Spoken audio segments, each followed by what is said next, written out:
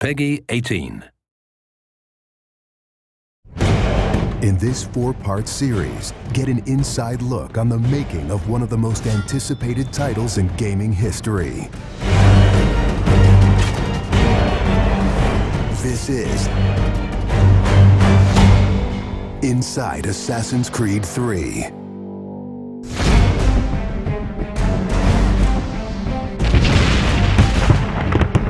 Something we really wanted to emphasize was the sheer brutality of combat in the period. We've all seen the paintings of the Revolution, and death is glorified, death is angelic, but it wasn't that way on the battlefield. It was a brutal conflict.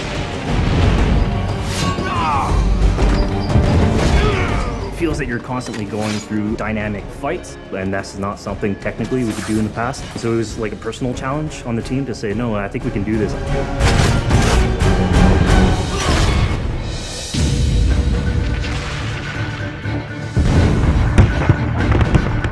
These armies are filled with different types of weapons. So, you have everything from muskets, you have grenadiers, you have guys with boarding axes. Being shot by a musket would be an awfully painful way to go. The caliber size of the ball was at least 3 or 4 times as large as anything that any modern military is using today. After the muskets were discharged, they would charge with their bayonets. What basically is a giant spear, and he has every intention of running that through you. They would shoot and then they would march, and that hand-to-hand combat was really brutal. And whether it's people using a bayonet affixed on the end of a musket, a small hatchet, this is a kind of killing that is very mano a mano.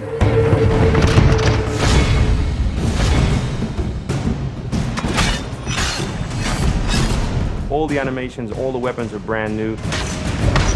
It was interesting to start on a new style of fighting that is much more close and aggressive. Connor's favorite weapon is the tomahawk, obviously super deadly in hand-to-hand combat. Also the bow and arrow. It fits with his native heritage and it's lethal. The rope dart, it's a real accurate Chinese tool that we found the references for that period as well. He can use it from the ground, so he can bring the enemy towards him. It gives him the ability, for example, on a tree, to hang someone from above.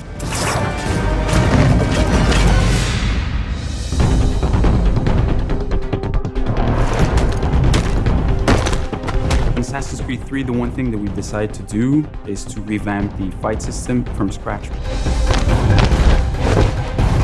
We wanted the skill in the combat in the game to be about transitioning from character to character by choosing the right moves, by performing them correctly. It allows you to basically mow your way through large numbers of people if you're good enough without stopping. What do you do if you go into a bunch of guys with muskets and they try and shoot you? So we had to figure out, can you dodge them? Can you run away? And we've added all these options, but our big one is the meat shield, where you can grab a guy and he gets shot instead. Our mocap guys are stuntmen. We spend a long time with them rehearsing and figuring out exactly what would be the greatest choreography. We had to go through, like multiple people. Connor is trained in a very different style of fighting to the British soldiers. The close quarters flow of the combat that's happening between the punches, the kicks, and everything else is indicative of what happens in the real world. I'm very impressed by the moves that they do. It's cool to see push kicks and axe kicks and different sort of takedowns that are done correctly and very believable when they're done. Right hand, right. Punch to the face, boom, to the throat, to the groin, finish with boom. This is something new for us that we're really proud of. It's fast, it's fluid, and you go through these guys like butter.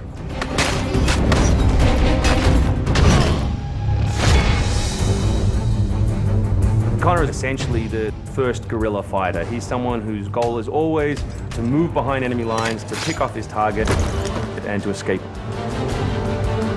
Employing guerrilla tactics, or what we now know today as asymmetric warfare, was something that truly was a component of the American Revolution.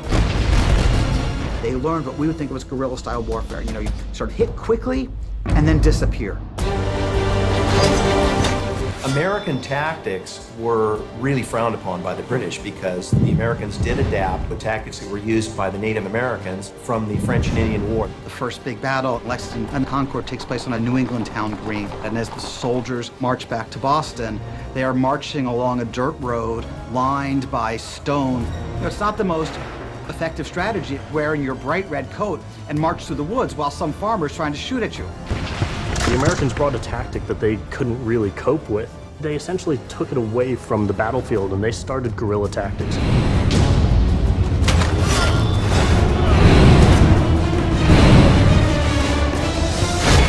Next time on Inside Assassin's Creed 3, the hero behind the war. Connor is the hero of the American Revolution. He's a bit more like Dirty Harry. Connor is the current day Special Forces soldier. Silent, stealthy. He's fighting for freedom and he's fighting against tyranny.